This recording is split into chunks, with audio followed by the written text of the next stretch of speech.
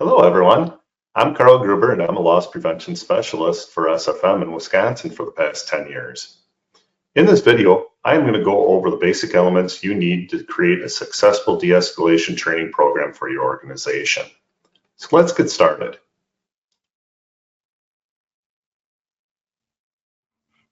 There are 4 basic elements needed for a successful program.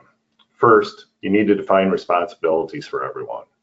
Without this, you'll have everyone going in different directions and never really accomplishing anything. I will review later in this webinar what these responsibilities are and who might be leading the charge in those areas. Next, you'll want to select a training program.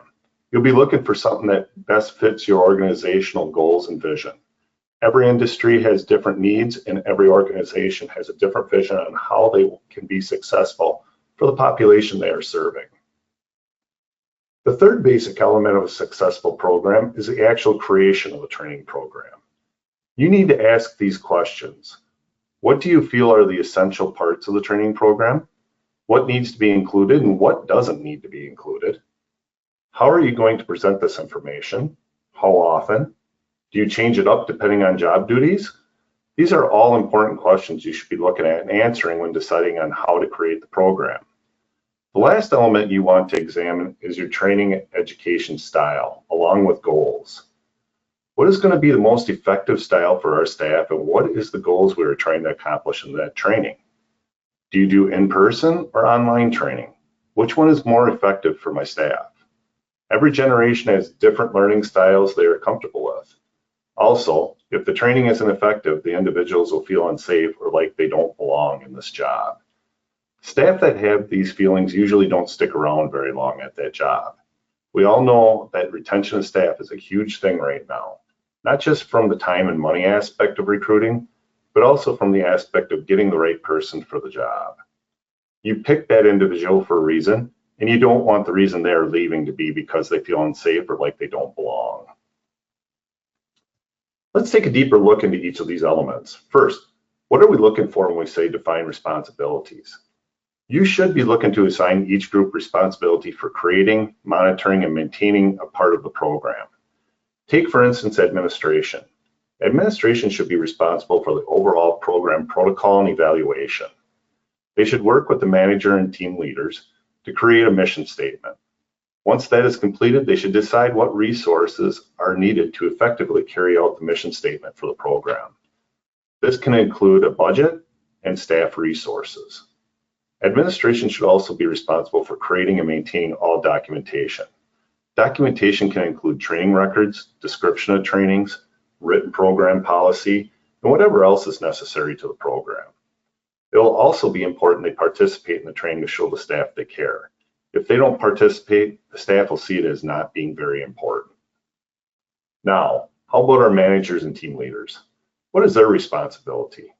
They should be tasked with deciding what the training program will look like. When choosing the right training program for your company, they'll want to consider the following. What is the age of our staff? This helps determine the type of training, if hands-on or computer-based. What is their experience level? Are they new, been at the company less than a year, or are they more established? What problems have we encountered in the past? What have our experiences showed to be our weak areas? What is the background of the clientele we are serving? Meaning, where do they come from? What is their social background? The managers, team leaders should also consider what is going to be our communication protocols for staff. How do they report issues in the program or changes in the clientele we are servicing? They need to be able to share successes along with things that may need to be changed. The managers, team leaders also need to determine when a change occurs in the program, how they communicate that change back to staff. This is huge. How well you communicate will go a long way in determining how successful you will be. Again, it will also be important they participate in the training to show the staff that they care. If they don't, again, the staff will see it as being not very important. Next is the mentors and the trainers. They need to be chosen as to be the experts between the managers, team leaders, and the frontline staff. They should be the best communicators and have a passion for what they're doing. You'll want them to not only teach the proper ways, but lead by example to all staff. You'll want the mentors and trainers to do random observations to help work with staff and see how effective the training has been. You can also use this time to give positive feedback. Another area you want them to be involved in is debriefing with your employees after an incident. This is a huge part of the program and showing you care about the safety and want to fix what might have gone wrong. The last area is staff. You'll want to place the expectation that they actively participate in training and create a space for them where they feel confident in sharing ideas and asking questions. An educated staff that feels like you are listening to them creates a positive atmosphere and gives your program a better chance of having success. Now, not all ideas are taken, but to just have them heard and act on the ones that can be acted upon is huge. The more you communicate with them, the better off you're going to be. Now let's get into the selection of a program. What should we be looking for? I'm going to look at 3 different areas of industry. First, let's look at schools. There are a few different training programs that are out there. The crisis prevention and intervention is one of the more popular trainings used. Another is positive behavioral interventions and support. No matter what program you use or combination of programs you use, it must meet your needs. You want to look at what is the dynamics of your students and staff population, so whatever training you choose to use is effective. Also, can this be used with our dietary, front office staff, and building services? As these areas see our students daily. Most times they're the first people they see when they enter the building, and you need that interaction to be a positive one. You can also create a different training which may be more effective for these areas based on their interactions. Healthcare, like schools, have several different programs you can choose from depending on the clientele you serve. The following are just a few examples of the programs out there. Keep a Snow, the Alzheimer's Association, the state of Wisconsin has its own program. So again, you need to choose a program that encompasses all the areas you may deal with regarding autism, dementia, behavioral, and brain trauma. Experiencing more than one of these trainings so you are better equipped to see what each has to offer. You might even find that you want to take parts of each program and create your own. Get referrals from other businesses that are using the programs you're looking at. Talk to them on what their experience has been with the program. You'll also want to consider your home care, dietary, front office, and building services staff, as they will interact with clients also. You'll want to properly prepare them for dealing with someone with the needs we discussed earlier. All staff, whether at the facility or home, will have interactions with their residents/clients, family, and friends. For off-site staff, discuss escape routes in the homes. A check-in and check-out system with the office. Boundaries being set for visits with family members. The interaction they have with the clients can be very different than the ones with their family and friends. You'll need to give them the skills to deal with either situation. Lastly, we have the all other industries. There are a lot of different programs out there. Several are customer service programs that include de-escalation training for staff. But the things you need to consider are, what type of work location do you have? Is it a residential setting, construction site, storefront, restaurant, factory? For some types of work, are you off-site at areas such as residential business settings for real estate?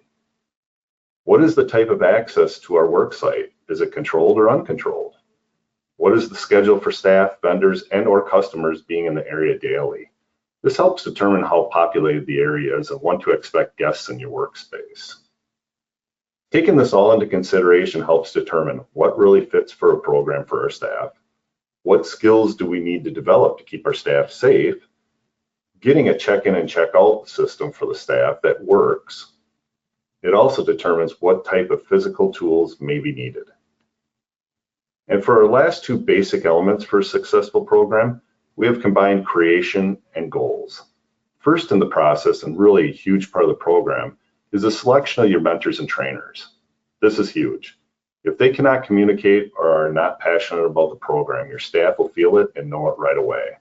It is hard to achieve your goals no matter how good of a program you have established up to this point, if that delivery of the program is just not as good. You also want to select someone who can be creative in how they deliver the materials and flexible enough to change it up depending on the staff they're working with. Goal setting is important for each step in training.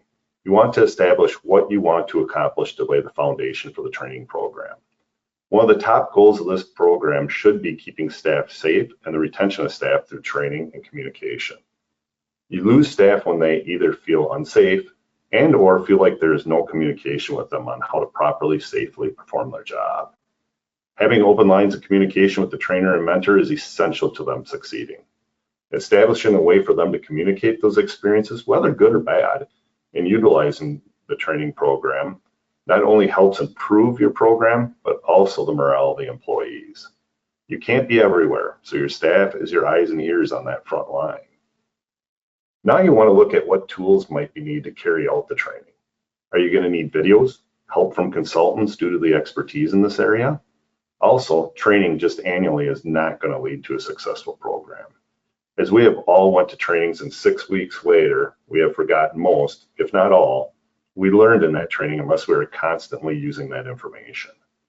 You're going to need to do reminders and campaigns to keep the information in front of them. SFM has a de-escalation team trainings and pre-made emails meant to supplement whatever training you are using. These can be used at monthly meetings, or the emails can be used monthly on skills that are necessary to their success. Another tool is using reenactments of actual incidents that happened at your staff meetings.